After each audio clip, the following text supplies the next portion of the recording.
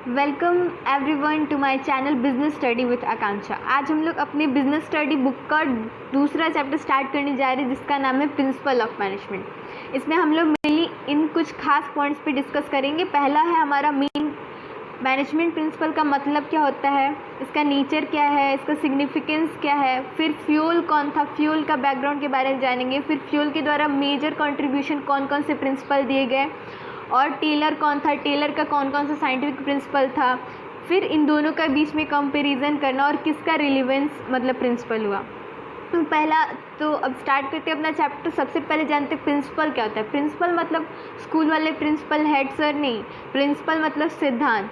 किसी भी काम को करने के पीछे का प्रिंसिपल मतलब साइंस नॉट वो जो नहीं होता है कौन सा वाला प्रिंसिपल, मतलब साइंस में भी प्रिंसिपल्स है बहुत सारे, अब मुझे याद नहीं आ रहे। तो वो कोई चीज़ को करने के पीछे का सिद्धांत। तो मैनेजमेंट में भी प्रिंसिपल्स होते हैं। तो प्रिंसिपल का मतलब क्या है यहाँ पे। प्रिंसिपल मतलब यहाँ पे है principle refer to a statement which reflect the fundamental truth about some phenomena which is based on cause and effect relationship. Principle मतलब कोई घटना के पीछे का सच और उसको पूरी तरह से उसको क्या किया, प्रूफ किया जाना, ये क्या कहलाता है, प्रिंसिपल कहलाता है, सिद्धांत कहलाता है।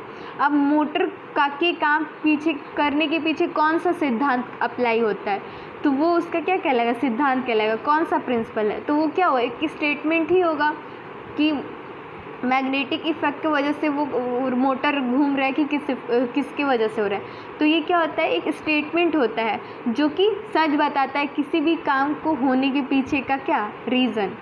ओके तो मैनेजमेंट प्रिंसिपल क्या है। मैनेजमेंट हम लोग जानते हैं इनएग्जैक्ट साइंस होता है, लेकिन मैनेजमेंट में भी प्रिंसिपल्स होते हैं। तो मैनेजमेंट के प्रिंसिपल को हम लोग चेंज कर सकते हैं, लेकिन जो साइंस के प्रिंसिपल उसको नहीं चेंज कर सकते। आगे हम लोग इसका डिफ्रेंशिएशन जानेंगे। तो मैनेजमेंट प्रिंसिपल किसको कहेंगे। Management principle are broad and general guidelines for decision making and behaviours of manager और डिसीजन मेकिंग में जो हमारा मतलब जो कॉज होता है, जो स्टेटमेंट यूज़ करते हैं, वही हमारा क्या मैनेजमेंट प्रिंसिपल कहलाता है। मतलब मैनेजमेंट की जो डिसीज़न लेने में जिस प्रिंसिपल का यूज़ करते हैं वो हमारा क्या कहलाता है, मैनेजमेंट प्रिंसिपल। अब मैनेजमेंट प्रिंसिपल और प्योर साइंस प्रिंसिपल के बारे में जानते हैं। मैनेजमेंट प्रिंसिपल क्या है, वेरी फ्लेक्सिबल, इसको सिचुएशन के आधार पर हम लोग चेंज कर सकते हैं। लेकिन जो साइंस का प्रिंसिपल है, प्योर साइंस का, वो रिजिड होता है, उसको चेंज हम लोग कहीं नहीं कर सकते। सेकंड आता है management principle are applied with creativity, इसको क्रिएटिविटी के साथ अप्लाई किया जा सकता है। अब डिवीज़न ऑफ वर्क आपका जो आएगा आगे पढ़ने मैनेजमेंट प्रिंसिपल में, आप उसको अपने क्रिएटिविटी के हिसाब से और अच्छे तरीके से उसको अप्लाई कर सकते हैं। लेकिन जो साइंटिफिक प्रिंसिपल्स होते हैं वो एब्सोल्यूट होते हैं और स्टैटिक मैनर में, मतलब उसको कोई क्रिएटिविटी नहीं, जिस तरह से उसी तरह से अप्लाई होगा। नेक्स्ट पॉइंट है management principle has to keep pace with change in environment. अगर मान लो कि इन्वायरमेंट चेंज हुआ, मतलब बिजनेस इन्वायरमेंट आपका चेंज हुआ, तो उस हिसाब से आप अपने मैनेजमेंट प्रिंसिपल में क्या कर सकते हैं, चेंजिंग ला सकते हैं। लेकिन scientific principle do not change with time, और ये समय के साथ नहीं चेंज कर सकता। अब ग्रेविटेशनल का जो प्रिंसिपल है वो चेंज हुआ है टाइम के साथ, नहीं हुआ, लेकिन जो मैनेजमेंट में जो प्रिंसिपल डेवलप होते हैं उनको हम लोग क्या कर सकते हैं, चेंज कर सकते हैं। मैनेजमेंट प्रिंसिपल और मैनेजमेंट टेक्निक में क्या डिफरेंस है इसके बारे में आप बताया है, और मैनेजमेंट प्रिंसिपल वर्सेस वैल्यू। अब नेक्स्ट पॉइंट हमारा आता है वो क्या आता है, nature, feature and characteristics of management. Management का क्या नेचर, उसका फीचर क्या, कैरेक्टरिस्टिक, जो तीनों एक ही कह लो, उसकी विशेषता क्या है। तो पहला आता है यूनिवर्सल एप्लीकेशन। मैनेजमेंट प्रिंसिपल जो होते हैं वो परवेसिव होते हैं।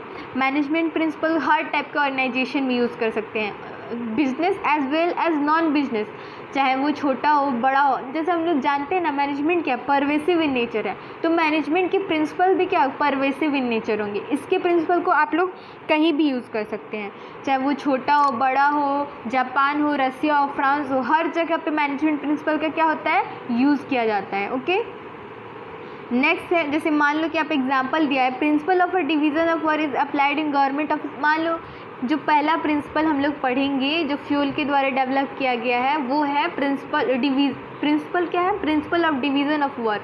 अब डिवीज़न ऑफ वर्क, काम को छोटे छोटे यूनिट्स में डिवाइड करना, तो स्कूल में भी होगा। मान लो कि सारा काम तो एक प्रिंसिपल ही नहीं करेगा, प्रिंसिपल स्कूल वाले प्रिंसिपल की बात कर रहे हैं, हेडमास्टर ही नहीं करेगा, सारे टीचर्स को डिस्ट्रीब्यूट करेगा, टीचर्स अब मॉनिटर्स को डिस्ट्रीब्यूट करेंगे काम को। तो वो स्कूल में भी होता है, हॉस्पिटल्स में भी होते हैं, बिजनेस ऑर्गेनाइजेशन होगा वहाँ पे भी इस प्रिंसिपल का यूज़ किया जाता है। मतलब हर जगह इस प्रिंसिपल का यूज़ किया जा सकता है। इसलिए मैनेजमेंट प्रिंसिपल को क्या कहा गया है यहाँ पे, यूनिवर्सल इन नेचर, मतलब परवेसिव इन नेचर। नेक्स्ट आता है जनरल गाइडलाइंस।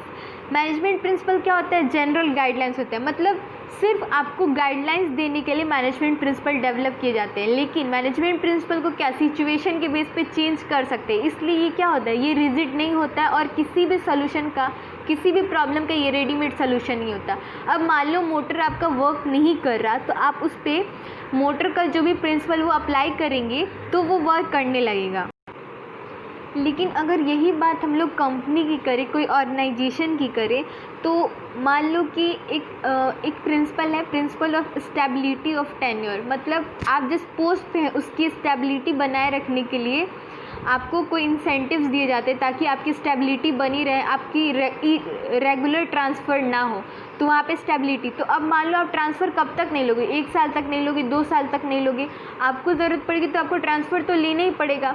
तो यहाँ पे कहा गया है किसी भी चीज़ का ये रेडीमेड सोल्यूशन नहीं होता है मैनेजमेंट प्रिंसिपल्स, ये सिर्फ क्या होता है, एक जनरल गाइडलाइंस होते हैं, form by practice and experiment. हाँ, जो मैनेजमेंट की प्रिंसिपल है उसको ऐसे ही फॉर्म नहीं कर दिया गया, बस देखिए इसको क्या प्रॉपर ऑब्जर्वेशन से, प्रॉपर एक्सपेरिमेंट करके मैनेजर्स पे इसको देखा गया, तभी इसको क्या किया गया है, डेवलप किया गया है। देखिए यहाँ पे बोला है management principle are develop only after a deep and thorough work research and they are not develop overnight. मतलब एक रात में बस इसको डेवलप नहीं किया, रातों रात इसको डेवलप नहीं किया गया, इससे बहुत साल तक रिसर्च किया गया, तब इसको क्या जाके किया जा सकता है, डेवलप किया जा सकता है। ठीक है, किया गया है। जैसे कि एग्जाम्पल यहाँ पे लिया है, principle of division of work is not develop overnight but principle was developed when it is observe the dividing.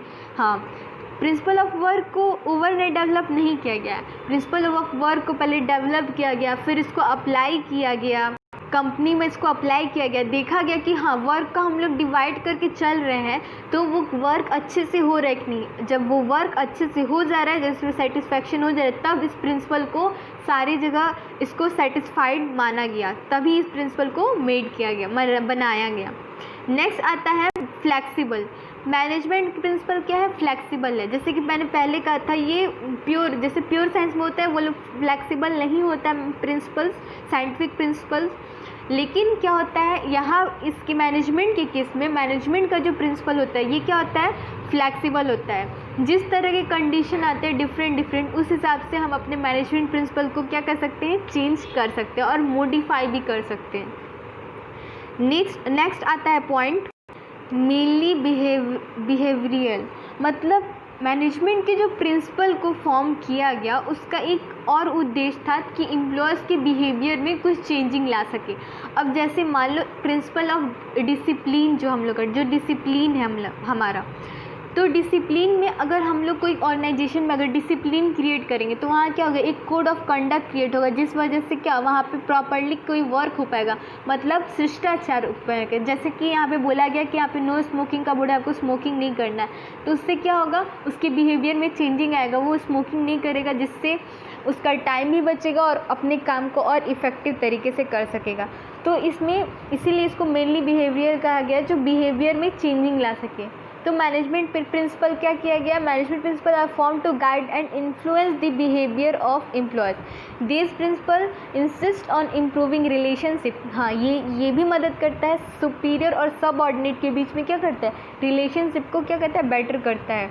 मतलब उनके बीच में कोई मिसकंडक्ट नहीं होता है, कॉस्ट नहीं होता है और तो इस तरह से हमारा characteristics of principle of management and meaning of principle of management आज कंप्लीट हुआ।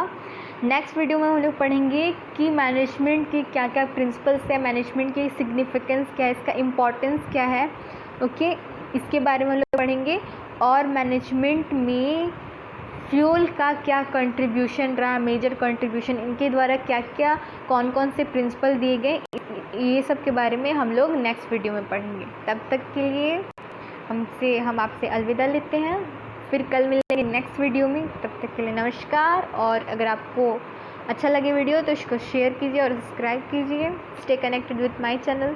Thank you.